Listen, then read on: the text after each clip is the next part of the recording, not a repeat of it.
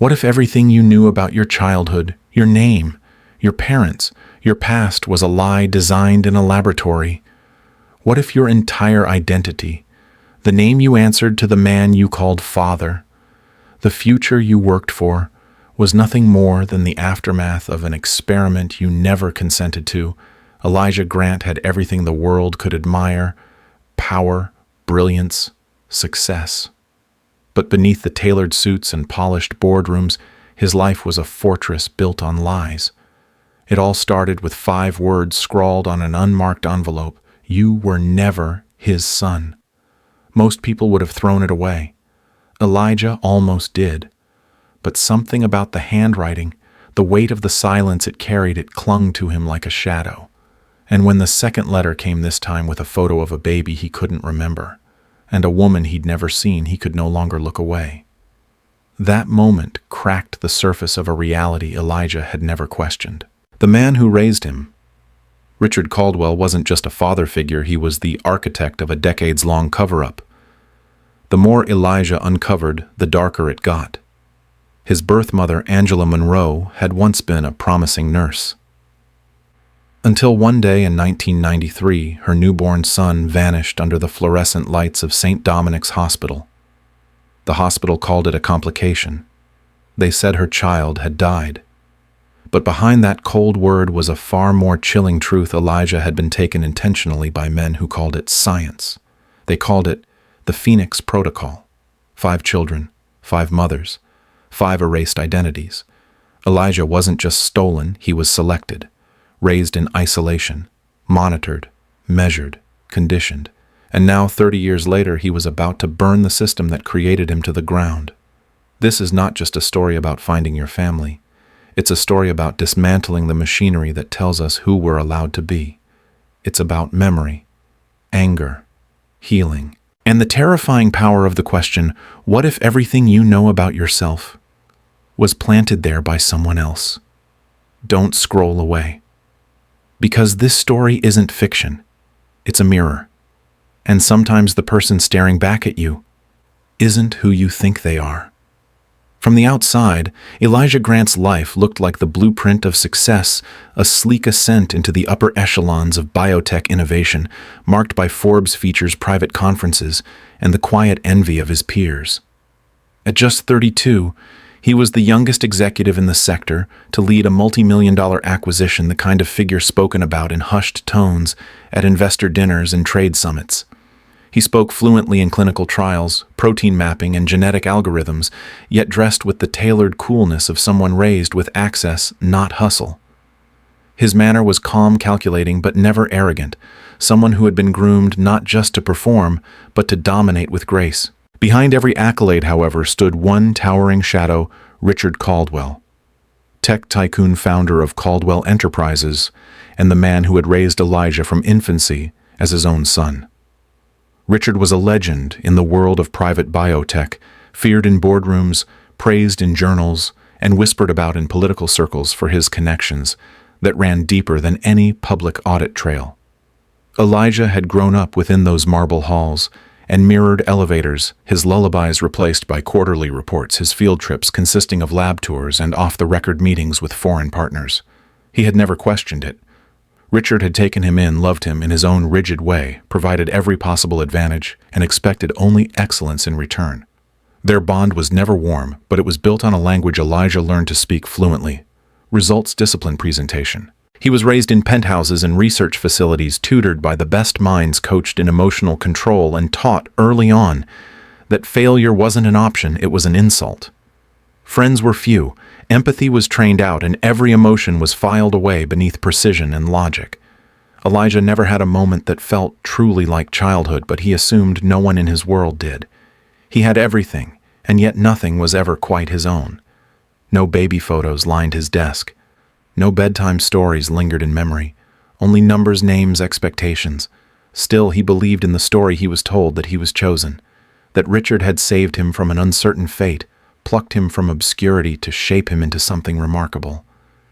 And for the most part, Elijah had embraced that myth like gospel, until one anonymous letter shattered everything. But before the illusion broke, he had no reason to question who he was. Because Richard Caldwell had given him a name, a future, and what Elijah believed was a life worth defending. Growing up under Richard Caldwell's roof was like living inside a precision machine, every movement calculated, every moment optimized, every emotion monitored for efficiency. Richard was not the kind of father who gave hugs or offered bedtime stories. He offered structure, opportunity, and expectations. His presence was commanding, not comforting. Conversations with him felt like negotiations, even at the breakfast table. There was never warmth in his tone, only an elegant restraint that made Elijah feel more like an investment than a son. Still, there was no denying Richard's impact. His influence wasn't loud, it was pervasive.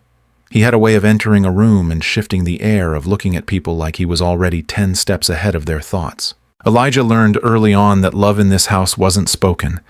It was demonstrated through access, mentorship, and legacy. Richard never missed a board meeting, but he missed birthdays. He paid for private tutors, but never asked how Elijah was sleeping. When Elijah won a national science competition at 16, Richard didn't say he was proud. He asked why he hadn't placed first the year before. But Elijah, conditioned by the architecture of his childhood, never took offense. In his mind, that pressure was love. It was how giants forged successors, and Richard was without question a giant. He built Caldwell Enterprises from a one-room lab into a multinational behemoth, pioneering breakthroughs in regenerative medicine and proprietary gene editing tools.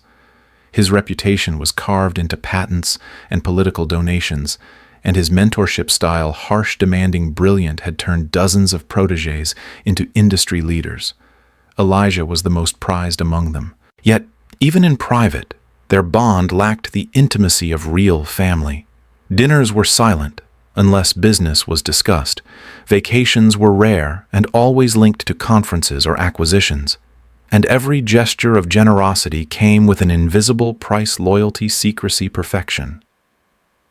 There were no framed photos on Richard's desk of Elijah as a child. No dad mugs in the kitchen. Their lives looked like family to outsiders, but felt more like a lifelong internship to Elijah, an unspoken agreement that he would inherit greatness if he simply stayed in line. And so he did.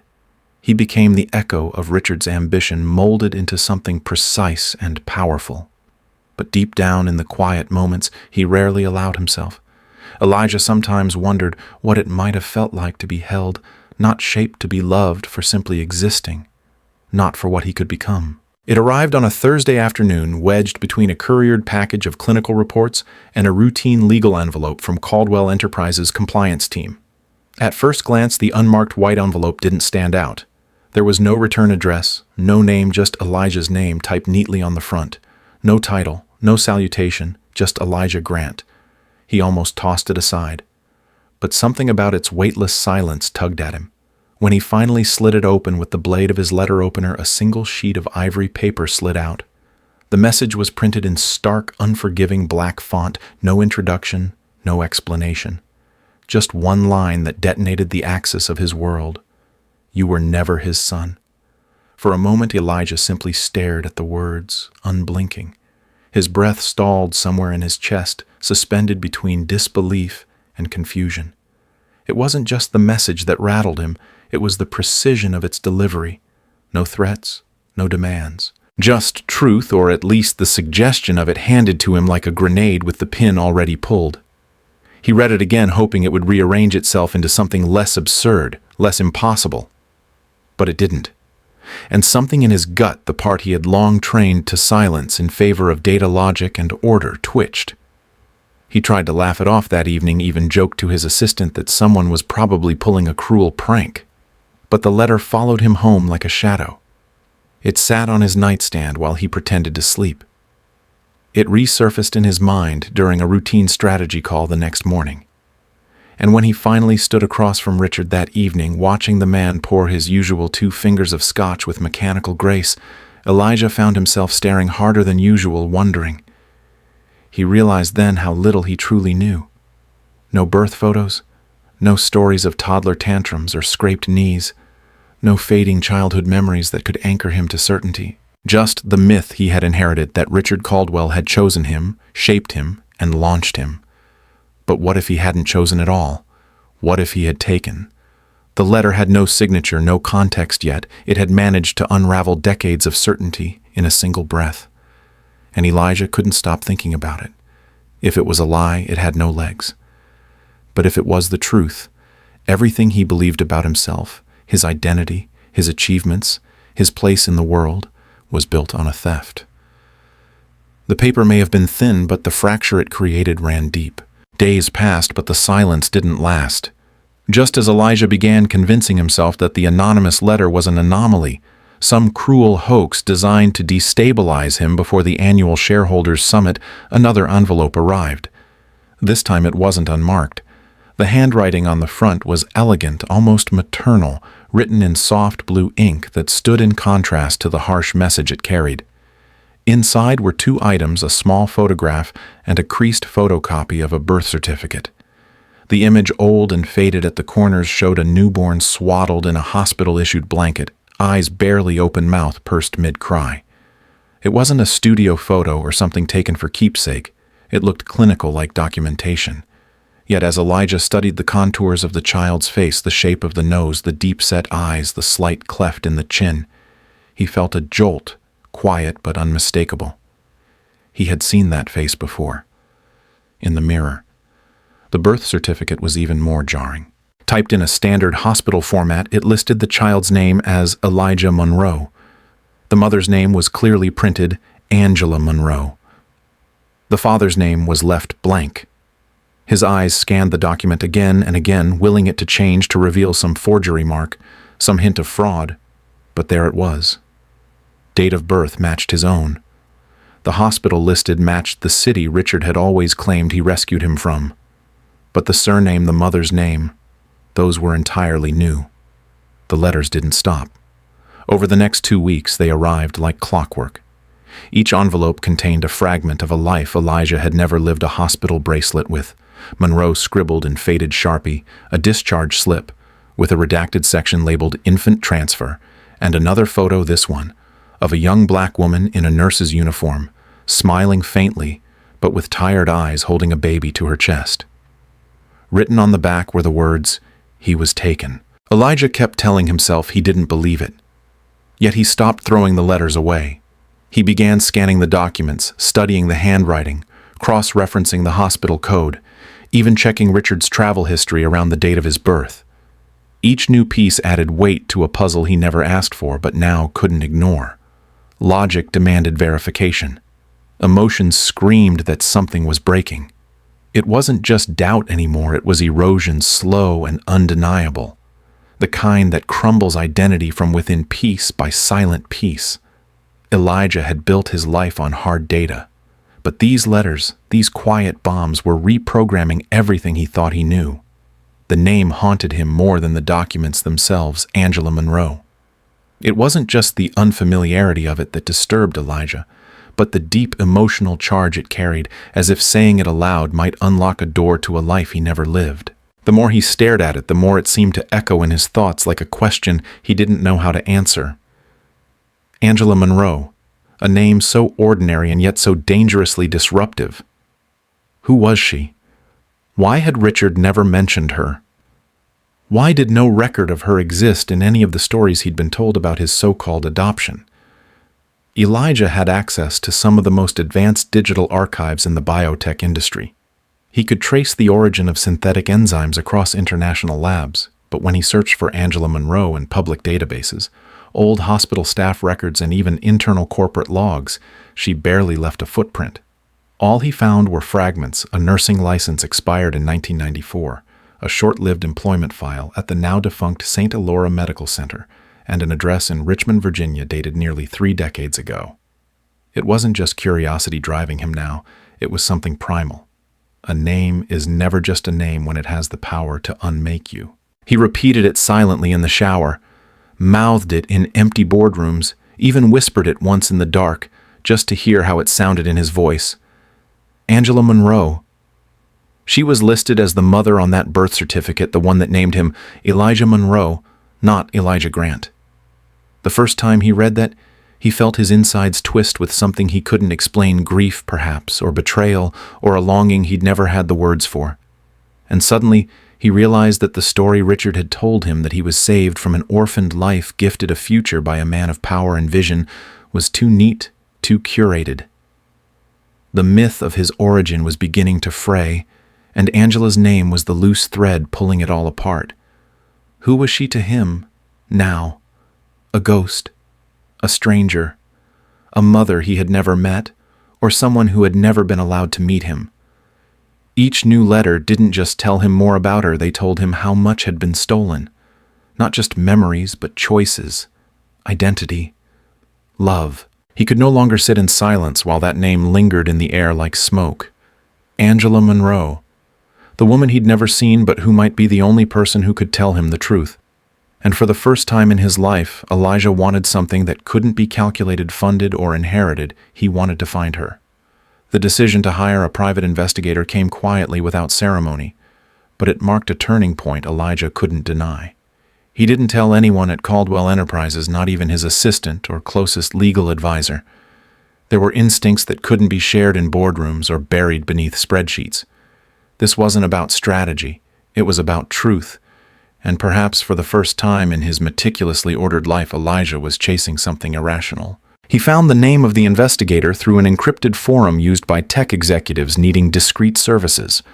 Cameron Voss, ex-FBI, now a ghost who specialized in uncovering the kinds of truths most people paid good money to keep buried. When Elijah first met him, Voss asked only one question: "Do you want confirmation or clarity?" Elijah replied, "Both." He handed over everything: copies of the letters, photos, the birth certificate, the hospital's faded discharge forms, and most importantly, the name Angela Monroe. All he had to offer were fragments. It was up to Voss to find the shape they once belonged to. Within a week, the first wave of findings arrived, and it shook Elijah more than he expected.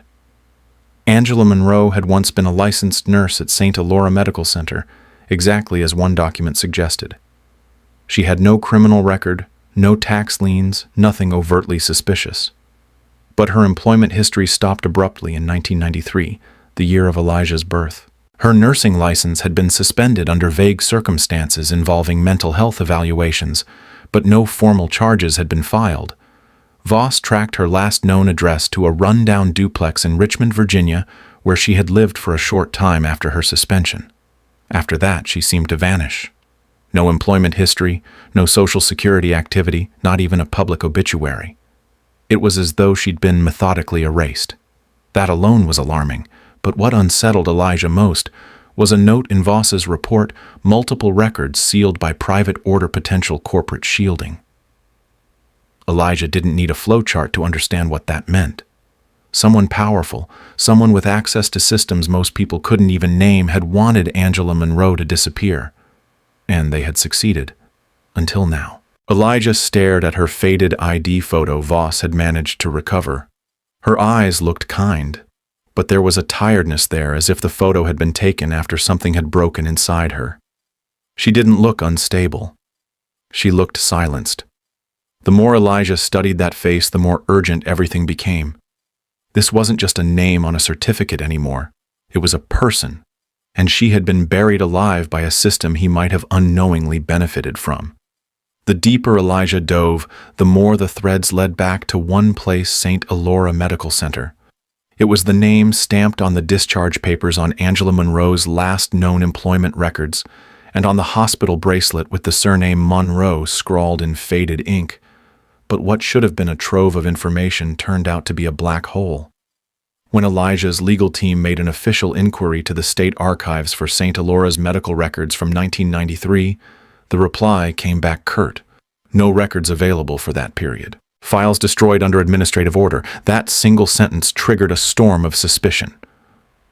Hospitals don't destroy infant medical records, not without cause, not without legal oversight.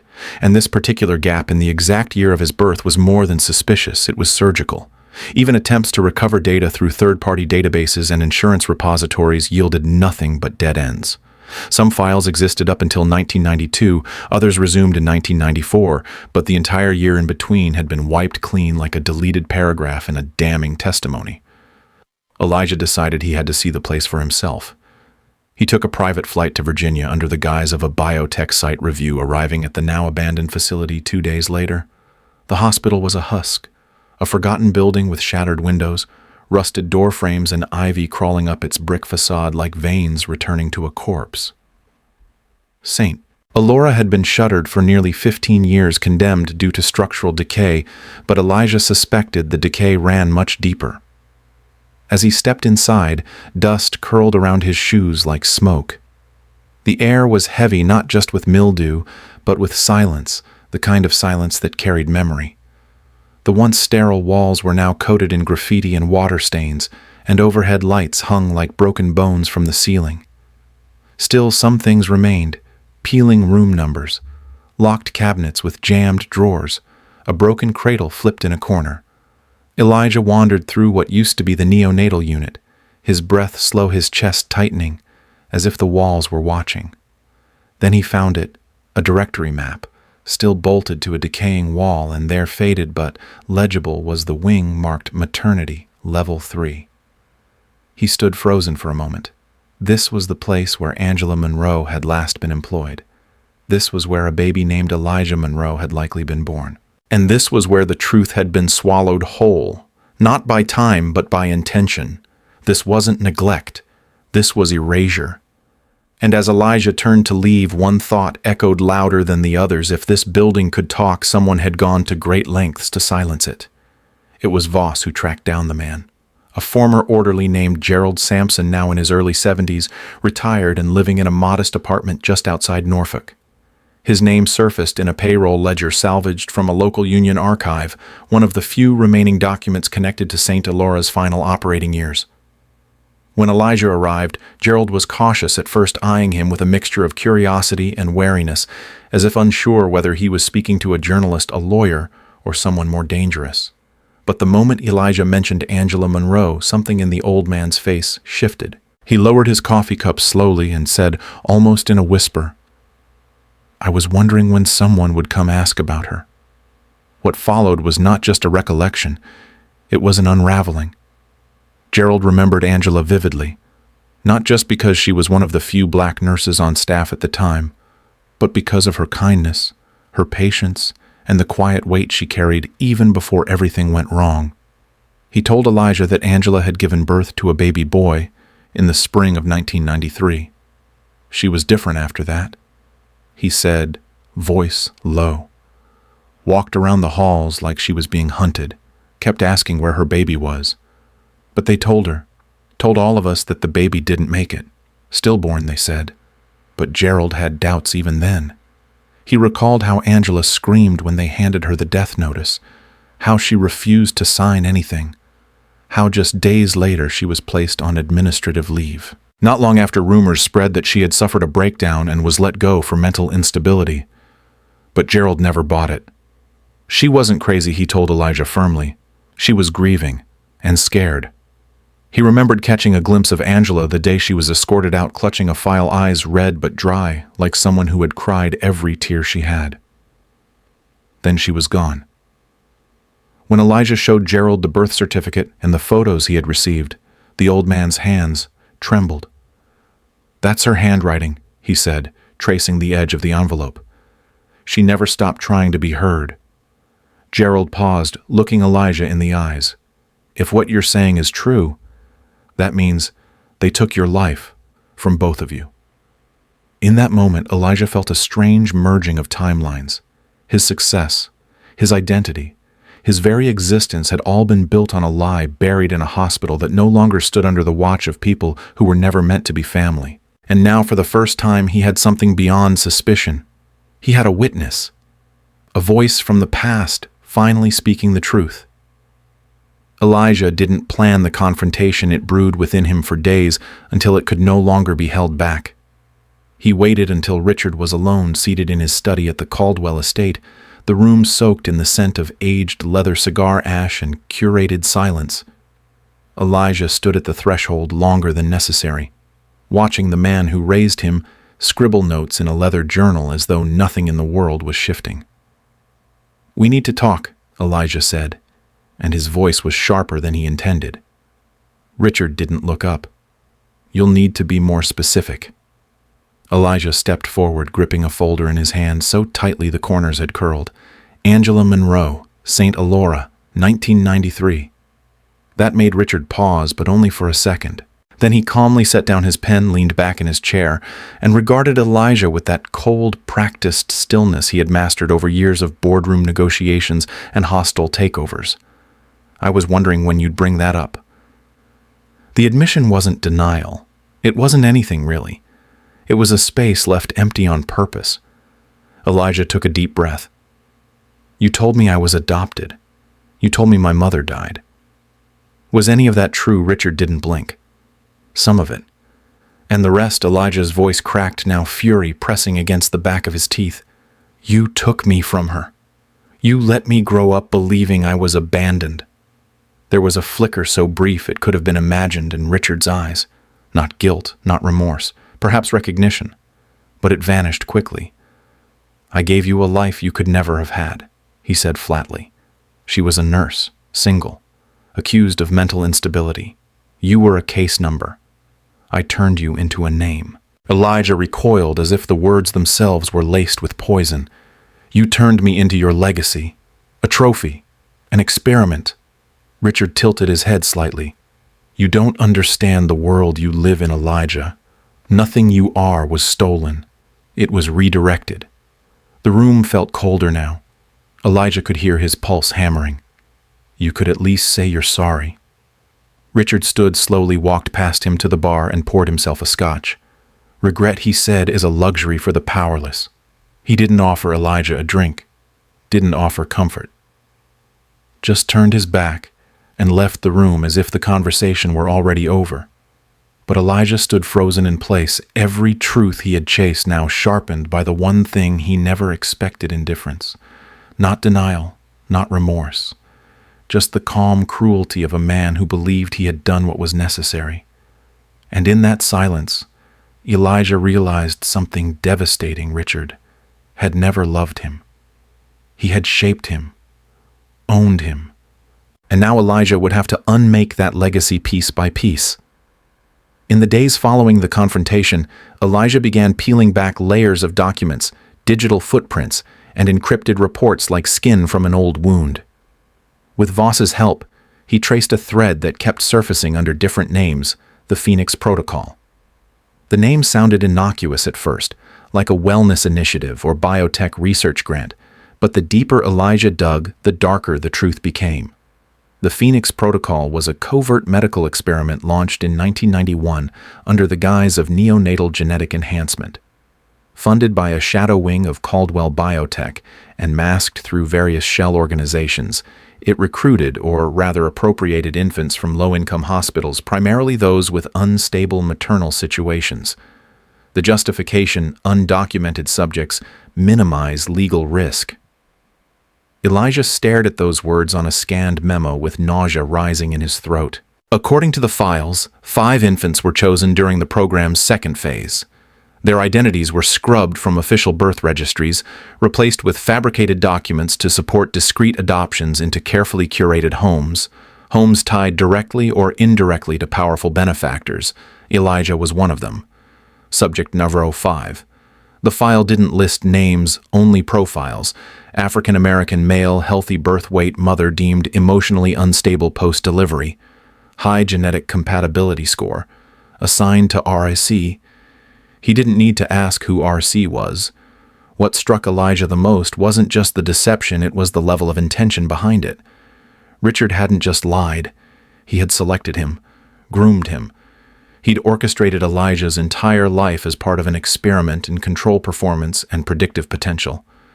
The Phoenix Protocol wasn't about saving lives, it was about engineering loyalty and brilliance. They didn't want children, they wanted prototypes. Elijah flipped through the scanned files, seeing charts that tracked everything from his early speech milestones to dietary tolerances, blood panels, behavioral assessments, and even emotional reactivity scores. There were weekly updates filed by psychologists, handwritten annotations about his bonding behavior, and notes about when to introduce pressure praise and isolation. It wasn't parenting, it was programming. A separate file listed the other 4 subjects, 2 marked deceased, one listed as missing post-adoption and one terminated after medical complications. Elijah was the outlier, the success story, the proof of concept. He realized then why Richard never apologized, because in Richard's eyes nothing had gone wrong. Elijah had grown up brilliant, accomplished, respected. He had fulfilled the mission, and that was the point. Humanity had been secondary. As Elijah sat alone in his study that night, the file open before him, he whispered aloud, "I wasn't raised. I was constructed." And for the first time, he didn't feel angry. He felt hollow, not just for what had been done to him, but for what had been taken from the others, those children who never got a chance to even know who they were before they were lost to science and silence. The phoenix hadn't risen. It had burned them all.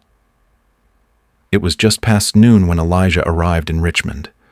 The city felt smaller than he expected, quieter, wrapped in a kind of southern stillness that made every footstep seem louder than it should be.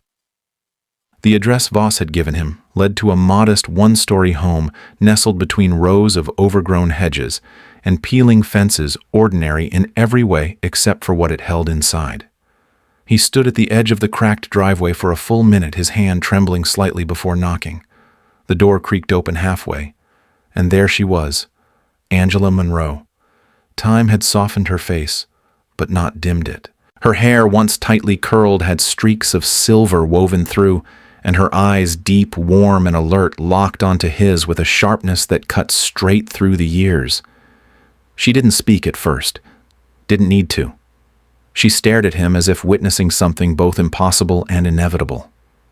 Then her hand flew to her mouth and she whispered, "Oh my God." Elijah felt the air leave his chest. It wasn't just recognition, it was something deeper, primal, like her body remembered him before her mind caught up. She stepped outside slowly, her fingers trembling as they reached for his face but didn't quite touch. "It's you," she breathed, voice cracking. "They told me you died, but I knew they were lying." He tried to respond, to offer some controlled, rational confirmation of his identity, but all that came out was a fragile Angela. She nodded, tears already lining her lashes. "You look just like your father," she said, and Elijah felt a weight he didn't know he'd been carrying crash into his chest. For the first time in his life, someone was speaking to him not as a project or an heir or a product, but as a son. Angela invited him in her hand, still shaking as she cleared space on the worn couch and offered him sweet tea, like it was all she could do to stop from collapsing. They sat in silence at first, just staring, absorbing the fact that this impossible moment was somehow real. The walls of her house were lined with books, faded photographs, and small reminders of a life that had gone on quietly, painfully without him. "Every year on your birthday, I lit a candle," she said softly. "Not because I believed you were alive, but because I needed you to be." Elijah couldn't stop staring at her. This woman who'd lived decades with a hole in her heart and still found a way to offer him warmth. He was a stranger, and yet not. She didn't ask for proof. She didn't need it. The moment she saw his eyes, she knew. And for the first time in Elijah's journey, he felt something resembling home. Not safety, not certainty, but recognition. And that was enough to begin.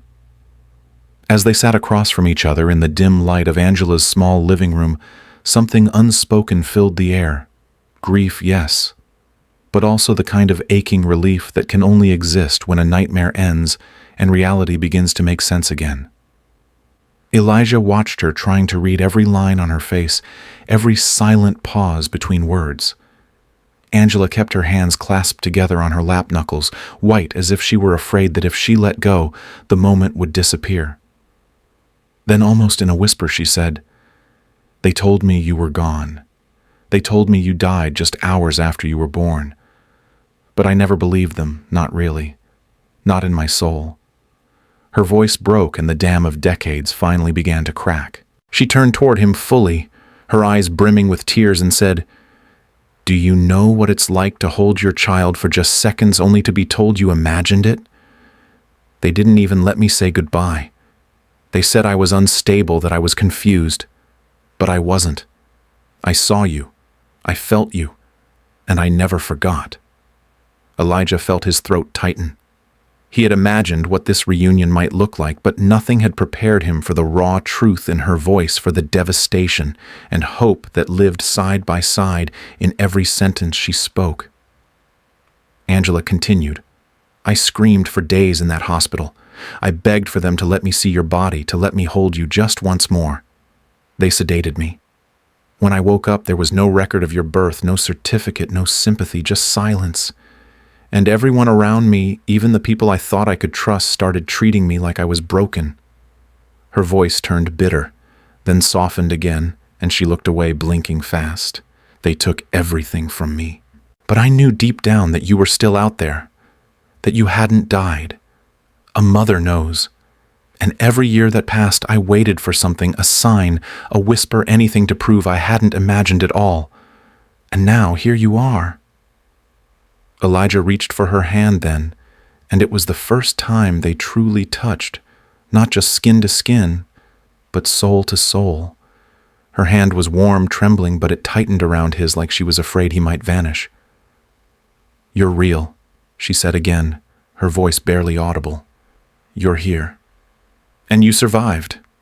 He nodded, tears finally sliding down his cheek. "So did you," he whispered. And in that moment, surrounded by faded furniture, broken time, and decades of silence, mother and son began to stitch themselves back together. Not perfectly, not instantly, but with something stronger than proof, with belief, with love that had waited too long but never once gave up. Angela's voice dropped as she began to recount the days that followed Elijah's birthdays, that shattered her career, her credibility, and nearly her sanity. "I was a nurse." She began staring past him, eyes glazed with memory. "I worked in neonatal care. I had trained for years, believed in the system, trusted the people around me. And then the moment I gave birth, everything flipped. They told me you didn't make it, that there were complications they couldn't explain. But something in their faces, something cold and rehearsed, made my skin crawl. I kept asking to see you, to hold you. They refused. Every time I demanded answers, the tone shifted. They said I was too emotional, that I wasn't thinking clearly. When I cried, they called it hysteria. When I insisted, they called it delusion." Elijah leaned in, heart pounding. Angela's expression was hard but fragile, like something held together with willpower alone. "I knew what they were doing," she said. "They were building a case. Every reaction I had, every tear, every angry word, it all became part of the story they wanted to write about me, the grieving mother who had snapped. They put me on leave for evaluation. I thought I'd be back in 2 weeks. But then came the reports, the quiet whispers, the mandatory psych consults. Suddenly I wasn't just a nurse, I was a liability." Her voice cracked and she looked at Elijah with a hollow kind of sadness. "They said I was unfit to return, that I was mentally unstable and had to resign for my own good. And just like that, the job I had built my life around, the place I had once believed was sacred, turned its back on me. None of my colleagues defended me. None of the doctors I'd worked beside for years even looked me in the eye when I packed my things." She paused and wiped a tear from her cheek. "You know the cruelest part. They convinced my family, too. My mother told me I needed help. My sister said maybe it was postpartum psychosis. People stopped calling. They stopped visiting. I became the sad story no one wanted to be around." Elijah felt a burning rise in his chest. And all this time, he said softly, "They buried the truth." Angela nodded. "They didn't just steal my child. They erased me from my own life. I spent years doubting myself, questioning whether I had imagined it all. But deep down, I never let it go. I never stopped searching. And now seeing you, it means I wasn't crazy. I was right." Her voice steadied as she looked at him with quiet pride. "They tried to silence me, but I outlived their lies." Angela hesitated before speaking again, her breath shallow, as though unsealing this part of her past required more strength than she had left. "It wasn't just you," she finally said, her voice flat, with a haunted kind of resignation. "There were others. I didn't understand it at first. I thought it was grief clouding my mind. But over the weeks that followed, whispers started spreading through the hospital. Silent glances, closed-door meetings, missing charts. I started putting things together. 5 women gave birth within the same 24-hour period. 5 healthy babies. And within days, all 5 were declared dead or lost to complications. That's when I knew. Something terrible had happened, and someone was orchestrating it. Elijah stared at her, stunned, his thoughts racing faster than his ability to process them. Angela continued, her voice growing sharper, as if peeling away a mask she'd worn for years. They called it a research initiative. I only learned the name later, the Phoenix Protocol. It was a covert government-funded biomedical program disguised under the umbrella of early genetic development. They were targeting newborns with specific genetic markers, resilience factors, neurological elasticity, rare immunological traits. We thought we were working on predictive health models, but they had something darker in mind, long-term experimental human optimization. And you were listed as subject number 5. Elijah felt the weight of those words crash over him like a tidal wave. Subject number 5. Not son, not child, not even a name. Just a number in an experiment he had never consented to. Angela's eyes filled with both sorrow and fury. You were selected because of your father, David Monroe. He was a brilliant immunologist, but he had enemies. His work challenged pharmaceutical giants. And I believe now that your selection wasn't just based on science, it was revenge, punishment. They made it look clean, professional, benevolent. But it was abduction. Cloaked in ethics paperwork and medical jargon, it was still abduction. Her fingers trembled as she reached into a drawer nearby and pulled out a thin, wrinkled folder. Inside were names, redacted files, and a blurry photograph of 5 bassinets lined up in a sterile room. I found this through someone I used to work with, quietly, carefully. I've held onto it for decades, not knowing what to do, terrified of what it meant. But when I saw that article about you a year ago, the rising biotech executive with no past, no mother listed, I knew. You were mine. And they had taken you for something monstrous. Elijah swallowed hard, the room spinning slightly as every truth he thought he knew collapsed into ash. So this, he said slowly, was never an accident. Angela looked him straight in the eye. No, it was a design. And they never thought you'd come back looking for the blueprint. Elijah had wondered for weeks. Who could have known so much, who had risked so much to awaken the truth he hadn't even known was hidden? Each letter had struck with precision, the first casting doubt, the second shaking the foundation of his identity, the third delivering undeniable proof that his life wasn't his own. And now, sitting across from Angela Monroe, he finally understood. Her eyes held the quiet ache of someone who had carried both guilt and hope for far too long. It was me, she said gently, her voice barely above a whisper. I sent the letters.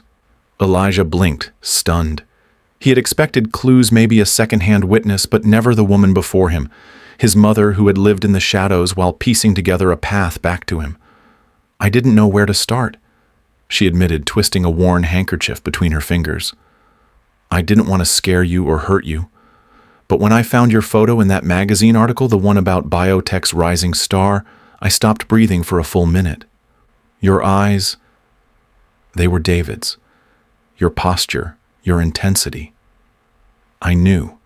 I just knew. She paused to gather herself, the memory clearly still raw. I wrote the first letter 100 times and threw it away 99. I didn't want to come at you like a ghost out of nowhere, but I also knew that you deserved the truth no matter how devastating. So I mailed it. Then I waited. When nothing came back, I sent the second. The photo was from the hospital archives. I'd risked everything to get it, but I needed you to see it to start questioning. Elijah's heart pounded. He remembered holding the photograph, his own infant face nestled beside clinical notations, and Angela's name barely visible in the background. It had shaken him more than he admitted at the time. I wanted you to have control, she said.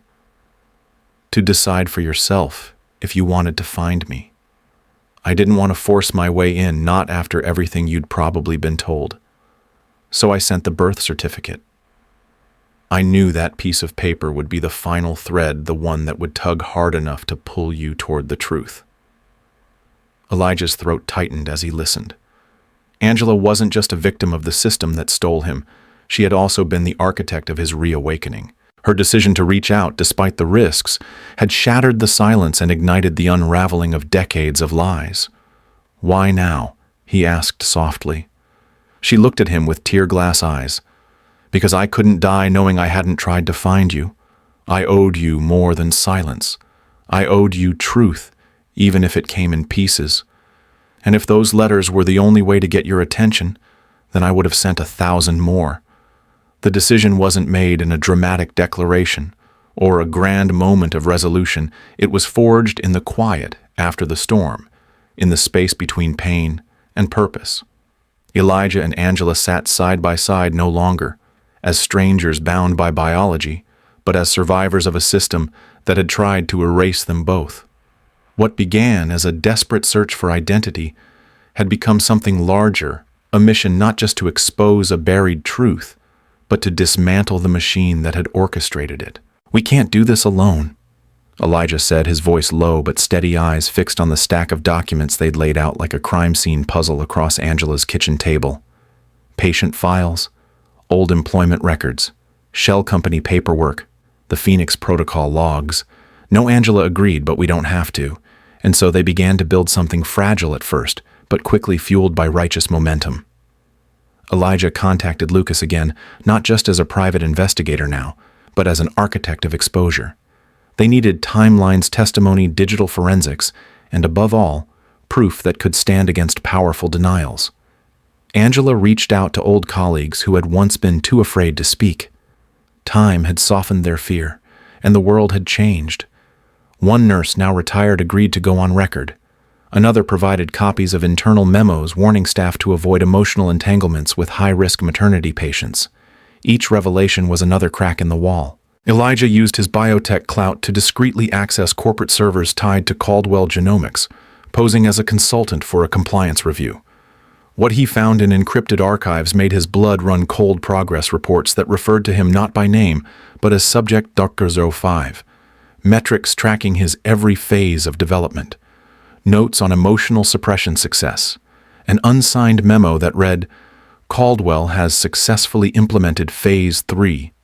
Subject remains unaware." That same night, he returned to Angela's apartment and laid the printed memo in front of her. She didn't flinch. "We keep going," she said, "until someone listens." And from that moment on, mother and son became something neither the hospital nor Richard Caldwell had accounted for, a team united not by the past, but by the shared promise that no one else would be stolen in silence. Hadley Pierce was not an easy man to find. Once a rising star in neurogenetics, he had vanished from the scientific community a decade ago after a mysterious resignation from Caldwell Genomics. Whispers followed him, terms like burnout, paranoia, and classified research gone wrong. But Lucas, with his unshakable tenacity, tracked him to a remote cabin in Vermont where he now lived off-grid, growing vegetables and rarely answering his phone. It took 3 days of calls and one personal visit from Elijah before Hadley agreed to meet, provided they came alone without surveillance and left their cell phones at the edge of the property. When Elijah and Angela arrived, the scientist greeted them with wary eyes and a loaded silence. He was thinner than his old photo's beard, thick eyes sunken but still sharp with intellect. Inside the cabin, surrounded by outdated computers and boxes of old research, Hadley finally spoke. "I knew this day would come," he said, handing Elijah a thick binder wrapped in plastic. "I kept everything. I couldn't live with what we did." The binder was labeled Phoenix Protocol. Internal phase reports confidential. As Elijah opened it, the air in the room changed. Inside were pages of raw data memos, trial logs, and psychological assessments that left no doubt. "You were Subject Number 5, Hadley said, voice heavy with guilt. "You were the most successful of the cohort, adaptive, emotionally compliant, brilliant under pressure. You were the proof they needed that nature could be overridden by nurture if you controlled every variable from the moment of birth." Angela sat frozen, tears quietly building as Hadley continued. "They took children from mothers deemed unstable or expendable. It wasn't just cruel. It was calculated. The company paid off hospitals, manipulated records, and ensured the children were raised in elite homes with tailored conditioning. It was never about science. It was about power. Elijah's hands trembled as he flipped through the pages. His life wasn't just stolen, it had been orchestrated. His personality, his habits, his relationships, curated like traits on a lab form. "Why are you giving this to me now?" he asked. Hadley exhaled the weight of a decade crashing out in one breath. "Because I watched a generation of stolen children become weapons in suits. And you're the only one who came back looking for the truth." Hadley didn't just hand over paper files, he reached into a hollowed-out medical textbook on the shelf and pulled out a small black flash drive labeled only with a red numeral 05. "This," he said gravely, "is everything they never thought would see daylight." Elijah took it with trembling fingers. Back at Angela's apartment, under a veil of drawn curtains and disconnected Wi-Fi, they plugged the drive into an old laptop, unsure of what they were about to witness. The first folder was titled Psychological Logs. Dozens of files, each marked with clinical timestamps and labeled Subject Number 05, Developmental Observations. As they opened the first video file, the screen flickered to life with grainy footage of a small child, Elijah no older than 6, sitting in a brightly lit room, playing with blocks under the watchful gaze of a woman in a lab coat. A voice spoke off-camera, calm but cold. Subject exhibits high problem-solving ability, minimal emotional dependency. Conditioning is proceeding within optimal parameters. Angela clutched Elijah's arm as the screen shifted to another file, age 8, then 12. Each video captured not milestones but manipulations, encouraged isolation, monitored failures, simulated betrayals. At 13, Elijah was filmed being told his mentor had died, just to observe his grief response or lack thereof. He had cried for less than a minute. The files weren't science. They were cruelty with a clipboard. The next folder, Payment Trails, revealed the infrastructure behind the operation. Detailed invoices linked Caldwell Genomics to St. Dominic's Hospital disguised as research grants and equipment reimbursements. There were payouts to hospital administrators, hush money wired through dummy corporations, and even NDAs signed by midwives who later vanished from the medical registry. Angela's own discharge summary was there, digitally altered, her supposed psychosis, coded as justification for separation.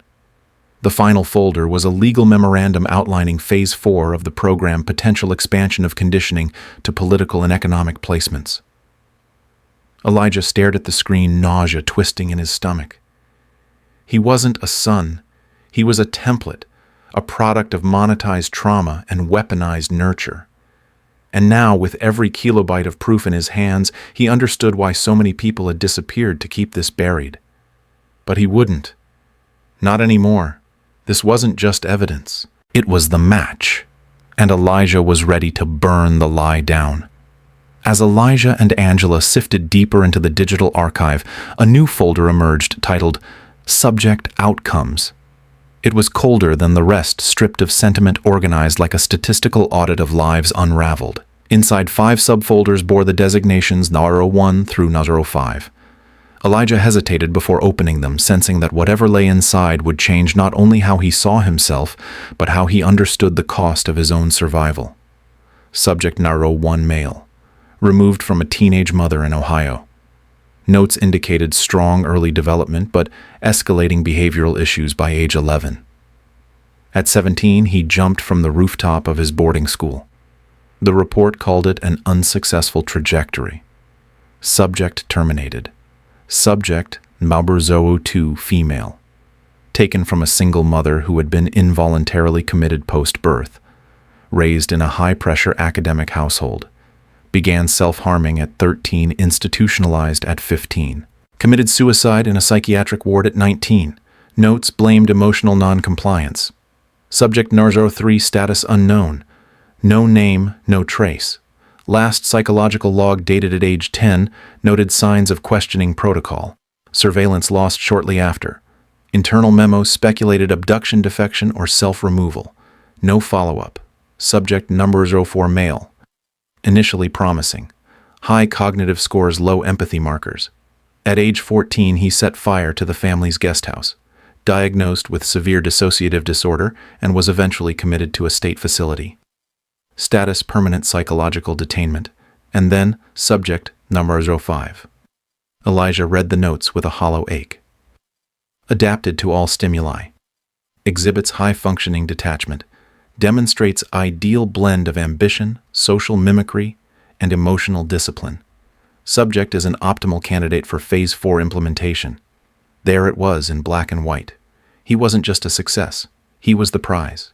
The culmination of a program that broke 4 children beyond repair and erased their mothers to prove a theory.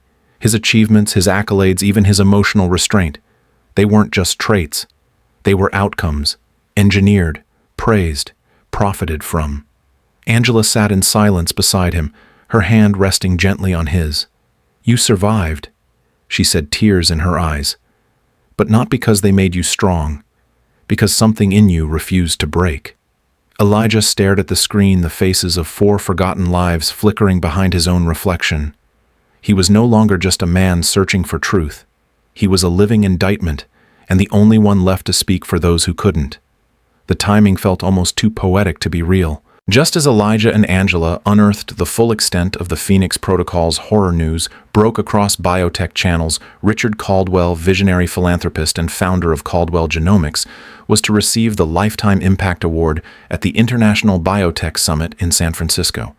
The event would be televised globally, streamed across platforms, attended by CEOs, scientists, journalists, and policymakers. A celebration of a man lauded for transforming genetic innovation and ethical application. To the world, Richard was a titan. To Elijah, he was the architect of a lie so vast it had devoured 5 children and destroyed countless lives in silence. The announcement hit Elijah like a spark to dry bone. "He's going to be praised," he muttered, the words catching in his throat. "They'll crown him a savior while we sit with the evidence that he played God." Angela's eyes narrowed, her voice calm but razor-sharp. "Then it's time the world hears another version of his legacy." It wasn't revenge they sought, it was revelation. Richard's honor was a golden opportunity, a stage not just to confront him, but to expose the system he built. The files, the footage, the logs, the names. Elijah would not leak them through shadowy blogs or whispered networks. No, the truth deserved a spotlight as bright and public as the lies had been. Lucas helped coordinate quietly from the sidelines, connecting Elijah to journalists who had long suspected foul play, but never had the proof. One of them, a senior investigative reporter with The Atlantic, agreed to attend the summit under press credentials. Meanwhile, Angela prepared a personal statement, one she had waited decades to speak aloud. They rehearsed the moment again and again when Elijah would step onto that stage, not as Richard's protege, but as subject number 05, as a son stolen, as a voice unbroken. Richard was the target not just as a man, but as a symbol, and the biotech summit, dressed in prestige and power, would become the reckoning ground. Because legacies built on silence rot from within, and Elijah was done being silent. The lights dimmed across the auditorium, leaving only the stage bathed in a focused white glow. Rows upon rows of influential figures, scientists, donors, journalists, CEOs, sat in hushed anticipation, their programs folded in their laps, murmurs fading into silence. Elijah Grant stood alone at the podium, his reflection barely flickering across the polished floor beneath him. Dressed in a tailored charcoal suit, his usual composure had been replaced by something quieter, heavier. He scanned the audience, his eyes lingering momentarily on the front row where the man who raised him, Richard Caldwell, sat with an easy smirk and the entitlement of someone who believed his legacy was untouchable. Elijah's throat tightened. This was not just a keynote speech. This was the moment where he would tear open a truth that had been buried for decades beneath polished reputations and manipulated narratives. Taking a breath, he leaned forward into the microphone. "Ladies and gentlemen," he began, his voice calm but edged with gravity, "thank you for being here today. I stand before you not just as the CEO of Grant Biosolutions, but as a product of something far more disturbing than any of you know." There were shifts in the crowd crossed, legs uncrossed, pens paused midair. For 30 years, I lived under the illusion of a life built on merit, on mentorship, on legacy. but everything I knew about who I am, my family, my origins, my very name was a lie. The room went utterly still. Elijah's hands gripped the edge of the podium as he continued. I was part of a covert experiment, an unauthorized program called the Phoenix Protocol. I was subject number 5. A wave of confused glances swept across the hall. Richard, still seated, blinked once, no longer smirking. The man you applaud, Elijah gestured toward him without using his name, did not rescue me from poverty. He orchestrated my abduction. I was taken from my mother at birth. I was raised like a prototype, monitored, tested, evaluated. Not loved, managed. His voice cracked but didn't falter. And now I am here not to seek revenge, but to reclaim my identity and tell the truth on behalf of every child who was never given a choice. The silence after his final sentence wasn't empty. It was thick with revelation, disbelief, and the quiet shatter of power finally being questioned in public. The air in the auditorium had grown thick, tense with anticipation, as Elijah stood motionless for a moment, the echoes of his last words still reverberating against the walls. Then, with a steady hand, he reached beneath the podium and pulled out a small flash drive, simple, unassuming, but carrying the weight of stolen lives and hidden crimes.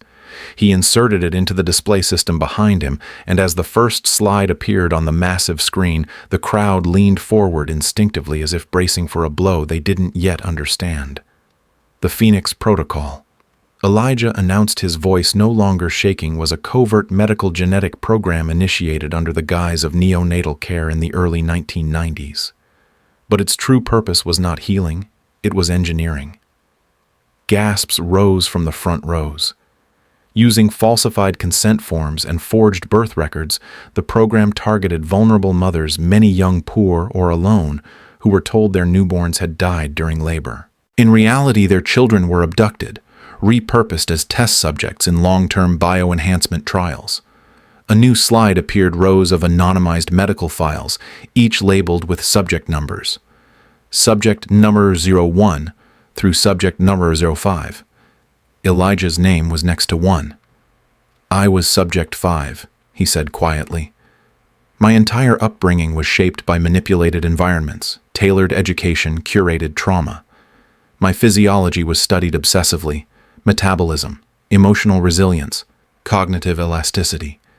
I was not raised, I was cultivated. The audience sat in stunned silence, jaws, slack brows furrowed. He continued, this program was buried under layers of private funding, untraceable grants, and offshore research facilities. But the name you should remember, what ties it all together, is the Phoenix Protocol. Approved by no government, overseen by no ethics board. It was championed by corporations with enough power to erase the truth and rewrite human lives. The screen shifted again to budgetary memos, encrypted emails, and a chart connecting biotech companies to the now-defunct Mercer Hill Institute, the front used to conceal the experiment. Elijah looked out at the crowd, locking eyes with those who had once applauded Richard Caldwell as a visionary. This was not innovation, he said coldly. This was institutionalized theft of identity, of motherhood, of humanity itself. And I am standing here not as your success story, but as your evidence. The weight of that sentence settled like thunder. There was no applause, only the cold, crushing sound of truth landing where legacy once stood. As the final words of Elijah's revelation echoed through the stunned auditorium, he turned slowly toward the screen behind him. With a single tap, he launched the next phase of truth, one that needed no more explanation, no more language. You've heard my words, he said, his voice now low, almost intimate, but now I want you to see what they never wanted you to see. The lights dimmed further, and the screen lit up with the grainy texture of old footage, black and white surveillance clips time-stamped with dates from the early 1990s. A sterile hospital hallway appeared, first humming with fluorescent light, its silence interrupted only by distant crying.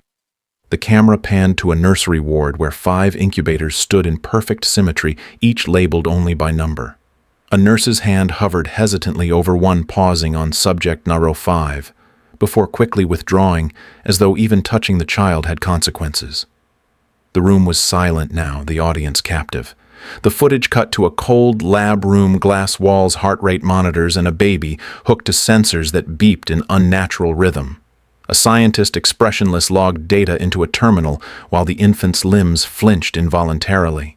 Another clip, slightly clearer, showed toddlers navigating color-coded obstacle courses, while men in suits observed from behind tinted glass. Each child wore a vest with a barcode. The camera zoomed briefly on subject number 03, whose legs trembled under the pressure before collapsing. No one came to comfort him. No one even reacted. Elijah's voice returned, narrating over the images like a ghost bearing witness. These children were not raised with lullabies. Their first memories were not of love, but of being measured. We were treated as systems to optimize, not souls to nurture. The audience stirred as the footage shifted again, this time to psychological testing.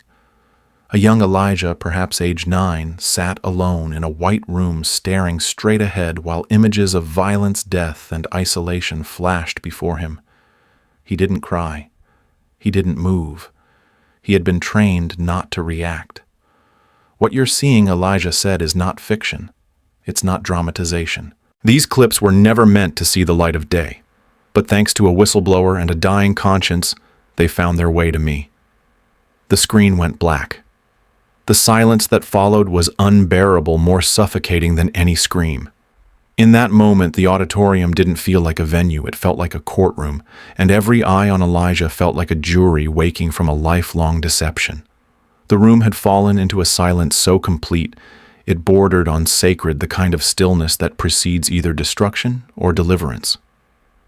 Elijah let the darkness of the screen linger a few moments longer before the lights returned, and he stepped forward, no longer a biotech executive in a suit, but a man standing at the intersection of truth and legacy, ready to tear one down in defense of the other. His voice cut through the air like a blade, measured but unmistakably laced with fire. "Now that you've seen the evidence," he said, "let's stop pretending this was the work of ghosts." A murmur rippled through the audience, but he raised his hand for silence. This was not some faceless atrocity buried in the past. This was a calculated system designed, funded, and protected by powerful men and institutions who knew exactly what they were doing. His gaze swept the auditorium until it landed with finality on Richard Caldwell, seated in the front row. Stiff now, his jaw tight, eyes no longer gleaming with confidence, but dark with the weight of impending judgment. Richard Caldwell, Elijah said slowly, was not just my benefactor. He was the architect of the Phoenix Protocol, the man who signed the orders, recruited the doctors, and ensured the paperwork to bury it all was ironclad. He raised me not out of love, but out of ownership, because I was the most viable product of his experiment. A gasp broke somewhere in the back, but Elijah pressed on. He had help. Mercer Hill Institute served as the primary research facility, a shell corporation with ties to Caldwell Enterprises and 3 other biotech firms, all of which saw human life not as sacred, but as scalable. Names began to appear on the screen behind him. Board members, investors, scientific leads, government liaisons, all cross-linked through internal memos and contract trails. Each of these individuals had the chance to say no. Elijah said, his tone now bordering on thunder. And each chose silence, profit, or fear. They will tell you they didn't know. They will hide behind bureaucracy, loopholes, or time. But their fingerprints are on every form, every invoice, every cry that went unanswered. He paused, letting the names burn into the minds of the viewers. They erased mothers. They rewrote childhoods. And for what? Data points, patents, legacy.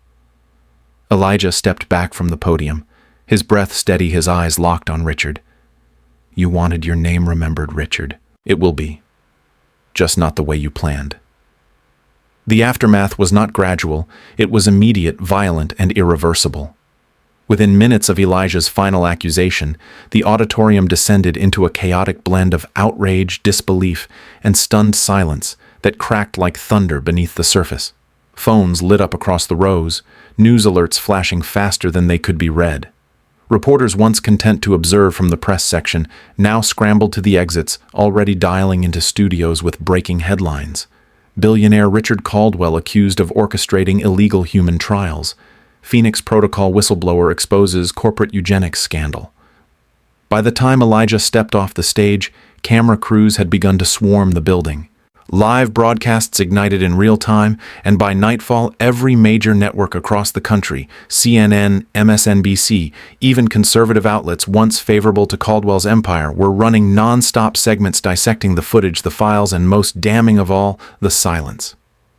Social media platforms collapsed under the weight of trending hashtags: Phoenix Protocol, Mosh Subject 5, Caldwell Fall. Former employees came forward anonymously verifying elements of the story.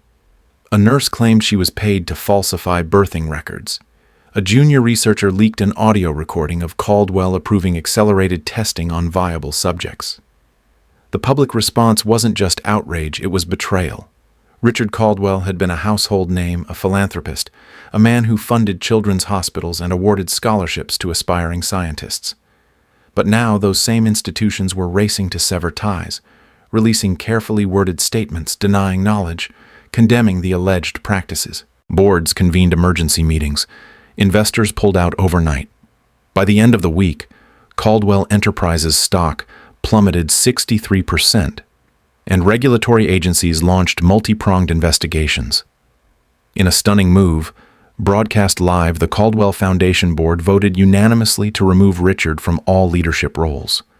He did not attend the meeting. He had not been seen in public since the summit. Paparazzi camped outside his estate, but the gates remained closed, and the man who once controlled empires now hid behind the same silence he had used to bury others. Elijah, meanwhile, became the unlikely face of a movement interviewed, questioned, praised, and dissected. But he never spoke for fame. His interviews were solemn, purposeful, his message consistent.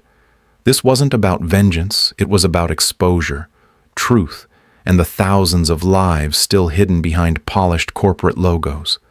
The media storm didn't just topple a man, it cracked open an entire system. And for the first time in decades, people were listening. In the weeks following Richard Caldwell's public downfall, while the media world spun in a frenzy and government hearings filled airwaves with sound bites of outrage, Elijah retreated into something far quieter, far more intentional. He had no interest in becoming a celebrity whistleblower or a corporate rebel turned influencer. What burned inside him was not ambition, it was responsibility. Not just to the other victims of the Phoenix Protocol, but to every child who had ever been treated like data, every parent gaslit into silence, and every institution that had profited from pain behind polished glass walls. In a modest building in Richmond, Virginia, not far from the now condemned St. Dominic's Hospital, Elijah opened the doors to the David Monroe Foundation, named after the father he never met, but whose medical research had once been stolen by the same man who stole Elijah's identity. The mission was simple but radical in its honesty: to expose systemic abuse in scientific institutions, support families impacted by unethical medical experimentation, and advocate for enforceable reforms in genetic research oversight. The launch was quiet, deliberate. No champagne, no ribbon cutting, just a press release, a letter to the victims' families, and an open hotline for whistleblowers. Within a month, the foundation had received over 3,000 submissions, anonymous tips, hospital records, and stories too painful to ignore. Elijah assembled a legal team, therapists, social workers, and investigative researchers, including Lucas, who became head of field investigations. Angela served as director of survivor outreach, hosting weekly community meetings for mothers and families who had lived for decades in silence. She spoke not as a victim, but as proof that love, though delayed, could still arrive. What made the foundation different was its refusal to stop at exposure. They funded reunions between stolen children and their birth parents. They partnered with lawmakers to draft what would become known as the Monroe Protocol, a bill requiring transparency and independent audits for any government-funded genetic research. They even established scholarships for survivors' children to break the generational harm by giving the next line a different beginning. But more than policy, more than media headlines or legal triumphs, the David Monroe Foundation stood as a symbol, a defiant answer to a past built on secrets, a place where Elijah wasn't subject number 5. He was a founder, a son, a witness, and now a builder of something honest, something born not of silence, but of truth. At the heart of the David Monroe Foundation's mission lay a single searing truth: that the greatest violence of the Phoenix Protocol was not only in what it did to the children, but in what it stole from the families. Names erased, birth certificates, rewritten hospital records deleted, and the grief of mothers dismissed as delusion. Elijah understood this in his bones because he had lived the fracture, had seen the gap between who he was and who he was made to become. And so from the very first day the Foundation made its purpose clear. It would not simply expose the past, but actively repair it. The priority was reunification. Survivors weren't treated as anonymous statistics. They were treated as people with a right to their origin. Angela led a specialized team called the Legacy Unit, which included genealogists, forensic social workers, and trauma counselors. Their task to identify the lost children of unethical medical experiments, trace their biological families, and only with full consent initiate reunions grounded in care, not spectacle. One of the first reunions was between a 29-year-old man raised in foster care in Michigan and a mother who had been told her son died during birth at a private hospital in 1994. When they embraced for the first time in 3 decades, no cameras were present, just a therapist, 2 hands shaking, and years of silence finally rupturing into tears. Elijah insisted that these moments remain sacred. This is about healing. He often said, not headlines. Alongside reunification, the Foundation created survivor recovery programs offering therapy stipends, legal aid, identity restoration services, and medical care for those suffering lingering effects from undocumented experimental procedures. They also built digital infrastructure, a confidential survivor registry, encrypted document upload systems for whistleblowers, and an interactive database where families could submit genetic material for potential matches, handled with utmost privacy and dignity. But even beyond the technical achievements, what made the mission powerful was its humanity. Survivors wrote letters to each other. Mothers formed support circles that met every month. Artists among them painted murals, depictions of children breaking free from lab coats, mothers holding blank birth certificates that slowly filled with names. What began as a justice initiative evolved into a movement of reclamation, because Elijah knew the true legacy of the Phoenix Protocol would not be what it took, but what its survivors, once invisible, dared to reclaim. On the morning of the Foundation's formal public launch, the air in the modest Richmond auditorium was heavy with anticipation. There were no dazzling lights, no expensive banners or media spectacle, just rows of chairs, a simple podium, and a quiet sense that something sacred was about to begin. Elijah stood near the entrance, dressed in a simple charcoal suit, his demeanor calm but reverent. Cameras clicked in the distance, but he barely noticed. His eyes were fixed on the woman who entered just after him, Angela Monroe, his mother, the woman who had rewritten fate with nothing but conviction and a stack of handwritten letters. As she took her seat beside him on stage, the room seemed to inhale all at once. It wasn't just that she was there, it was what her presence symbolized. A mother once deemed unstable, silenced by fabricated diagnoses, and a machine built to erase her voice, now seated in dignity beside the man she never stopped searching for. Their hands touched briefly, fingers curling into a silent promise. This was theirs to begin together. Angela didn't speak at the podium that day, not out of fear, but because her presence alone said more than words could. When Elijah did speak, his voice trembled only once when he introduced her. "This is Angela Monroe," he said quietly. "She is not a myth, not a medical anomaly. She is my mother, and every breath I take as a free man belongs in part to her strength." The room erupted into quiet applause, not out of ceremony, but out of reverence. Later, when the journalists asked if she would be involved with the Foundation long-term, Angela simply smiled and said, "I'm just here to hold the door open for the others." Throughout the day, as survivors and families arrived, she greeted each one with the same warmth, no matter how broken their stories were. Some collapsed into her arms. Some just held her hand for a long moment, as if needing to touch someone who understood. Elijah watched this unfold from a distance, more than once struck by how healing didn't always come from speeches or legislation, but from presence, from bearing witness to pain and not looking away. Angela sitting beside him was no small gesture. It was the physical undoing of a lie that had lasted decades. The reunion had already happened, but this moment, the two of them seated as equals, as builders, as mother and son in full daylight, was its quiet completion. A chapter that had been stolen was finally rewritten, not with rage, but with grace. As the final segment of the Foundation's launch came to a close, Elijah returned to the stage, his steps slower this time. Not from hesitation, but from the weight of what had been carried and released that day. The crowd had heard stories that tore open old wounds and offered new hope. Survivors had spoken, families had met. Angela had stood in silence that spoke louder than 1,000 headlines. And now it was Elijah's turn to say goodbye, not to the mission, but to the silence that had defined his life for so long. He stepped up to the microphone, the afternoon sun filtering through the tall windows behind him, casting gold across the podium. His voice was soft now, but firm, rooted in something unshakable. I want to end today with a truth I couldn't have spoken even a year ago. He began scanning the faces of those who had become more than supporters. They were witnesses, partners, and in many ways, family. For a long time I believed I was alone, he said. Raised in a house full of wealth but empty of warmth, surrounded by knowledge but stripped of history. I didn't just lose a mother, I lost a name, a story, a beginning. I lived under another man's legacy, shaped by his image, groomed for his vision. And when I found the truth, I didn't know if I was reclaiming something or breaking something. I just knew I couldn't keep pretending. The room was silent, hanging on each syllable. Elijah continued, his voice catching slightly. But what I've learned is this: we are not the lies they told about us.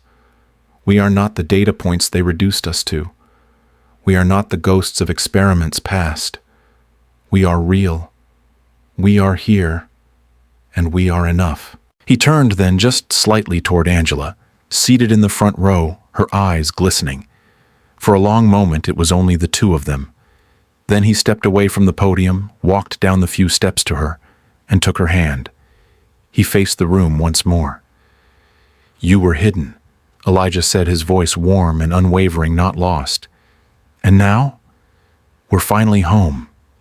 The applause came not as a roar, but as a wave, a collective exhale from everyone who had held their breath through pain, through silence, through decades of unspoken grief. And in that moment, nothing else mattered. Not the headlines, not the history, only the truth. Finally spoken, finally seen, finally home. In a world where technology advances faster than morality and where power can disguise itself as progress, the story of Elijah Grant and Angela Monroe reminds us that truth, no matter how deeply buried, has a way of resurfacing. This is not just a story about genetic experiments or corporate corruption. It's about identity. It's about the invisible threads that tie us to who we are, and what happens when those threads are cut, manipulated, or erased by people who believe they know better. Elijah's journey is a stark reminder that no matter how successful we appear on the outside, inner peace only comes when we reclaim the truth of our origins.